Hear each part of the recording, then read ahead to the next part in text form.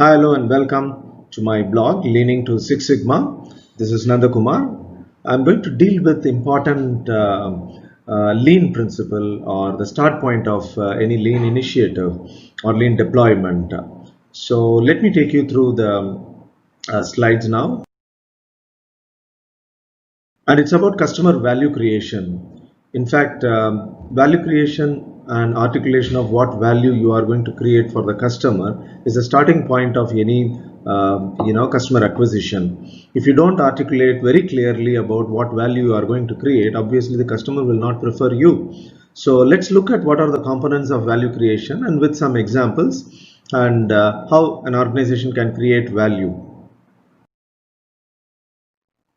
So the customer value, as the definition says, is the perception which is created by your product or service. Actually, the, the product or service, how the customer views it. Principally, if you look at it, the customer looks at the product or service in terms of what benefit he gets out of it and what is the cost. So the benefit can be the convenience, benefit can be comfort, or benefit can be the reliability, and so on and so forth. And what is the cost against which he is supposed to pay? So a simple definition what I have given is a clear, simple articulation of both tangible and intangible features and the price the customer has to pay for it. So the price I pay is what I value because I get a lot of enormous benefits out of it. So that's how the customer value perception is created. The value perception the customer forms based on the alternatives, because he's not going to choose only you.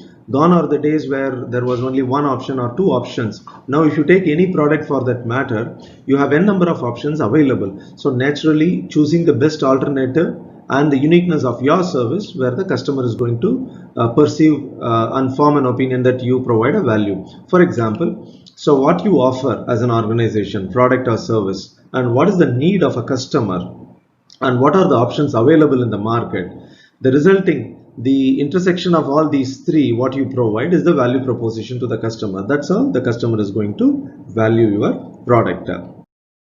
Which are the areas where he's going to form an opinion or perceives that you create a value? Let's look at it. So the first one is the reliability of your service. You can give a number of examples. For example, if the flight leaves on time, and there are many airlines, we pick and choose one which is best to reach on time, or take off on time. That's a reliability. You can definitely schedule your appointments in such a way that you can leave from location A and then land in location B and you can reach it. So reliability is one of the important factor where customer is going to perceive. Timely, it can be customer related issues or complaints or even queries. For example, how fast you respond. And the convenience is one of the important factors for a customer to perceive that your product is good over the other. For example, banks. Gone are the days where customer had to go to the bank to open an account or do transactions by going to the bank. So nowadays, if you see, you can do everything online and through an app, and every transaction, probably 90% of the transactions with the bank, you can do it online. The convenience part of it plays an important role, and the empathy. So whenever there is a complaint, whenever there is a query, or whenever there is an issue in the service, so how emphatically you listen to the customer, understand from his perspective. So these are all some of the areas, need not be the only areas, but these are some of the areas where customer is going to form opinion, perception based on the facts, based on the way you interact with him. Customer needs are classified into three categories, namely stated, expected, and latent needs. I'm going to deal with all these three different types of needs. Why we need to know? Because unless I know what are the stated, expected needs, and I'm not going to create a value in the minds of the customer, neither in the product or service. I picked up a couple of examples. There can be a number of examples. Now, a banking example, if you look at, and the stated needs. Stated needs mean what? The customer has to state his needs. He has to explicitly tell you, articulate. So for example, he wants to open a savings account. It's a stated need, but there are expected needs. Why it is classified as expected needs? Primarily because it doesn't need to state it, because the service or the product which you offer need to take care of this. Safety and security of the funds and the personal information and the data shared are all coming under the expected needs, which is expected of that particular service. Music as an example, if you take it, the stated need is he wants to just to listen to the music, and that's how he says, no, I want to listen to the music. What is expected? No interruption while listening. So I don't want any interruption. This is of my own choice, and I just want to hear whenever I need, and that's an expected need. I'm going to deal with at greater level of this particular need. Why I classified stated and expected? Because these are all very explicit in nature. So just by providing stated and expected need, an organization cannot create a value perception to a greater level. So where you can show differentiation and uniqueness of your value proposition coming in the next slide. For example, latent needs. It's called latent or implied needs. Why it's called latent or implied needs? Primarily because customer will not, or most of the cases he can't even explain what what is in need, what is his need, primarily because he doesn't know. If you provide, definitely he will appreciate and see the value of that particular service or value of that particular feature. Let's look at it.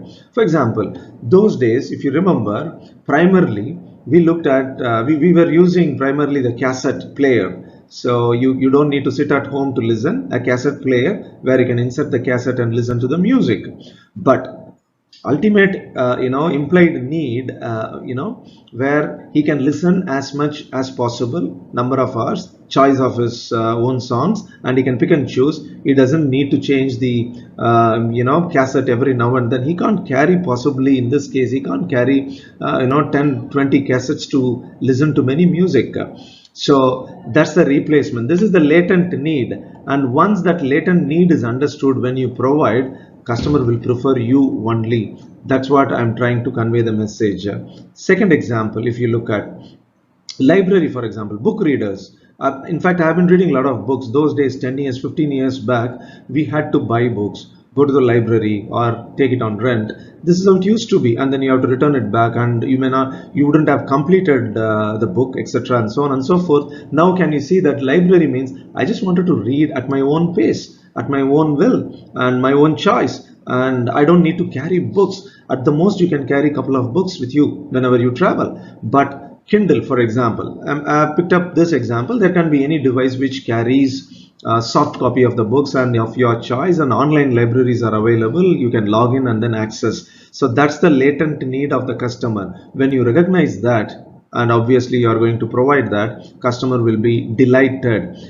Stated and expected need, when you provide, customer is not going to be delighted anyway, because that's stated, I'm very happy about it, but it's not a delighter. Latent needs always evoke the feeling of delight.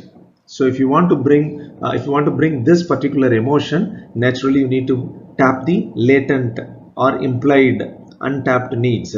Let's look at another example.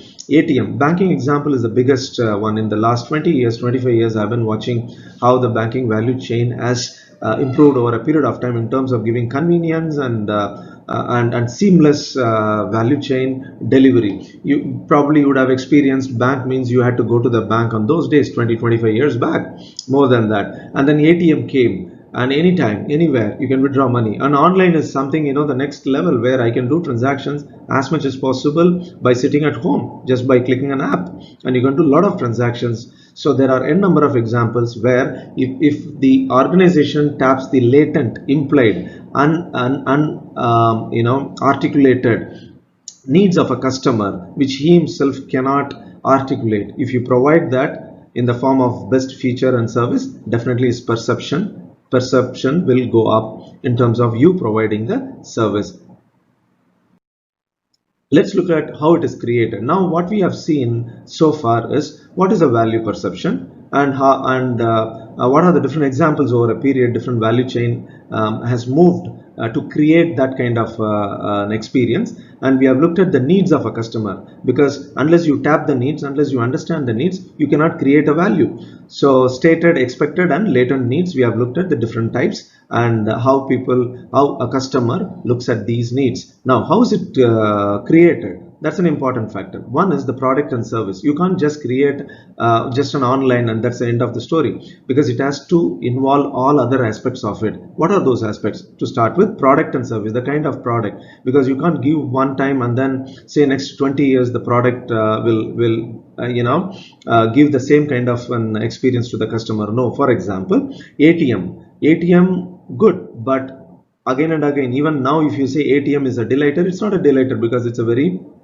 basic need, which means a latent need over a period will move to basic need. So I need to keep on innovating products, new ways of delivering service to the customer. That's why the product and services of utmost importance in value creation. Second is the process. So the process of delivering that product or service, that design has to be executed. Naturally, process is the next choice.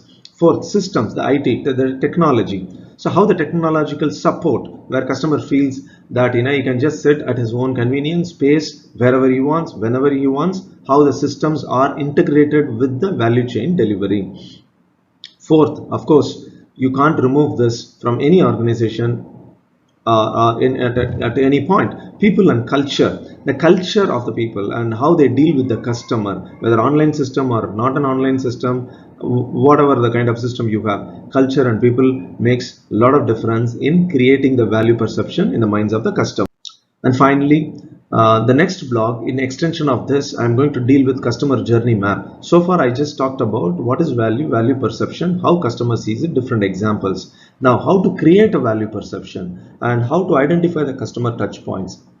I'm going to take a couple of examples in my next blog for customer journey map, typically starting from the first. There are 4 stages as I explained. I'm going to explain what are the customer touch points, how the customer can feel, perceive on at those stages, and how can we create value. Please do subscribe to my channel Leaning to Six Sigma. Thank you so much, and please do drop in your comments and subscribe. It will be very valuable from your experience as well. Thank you so much.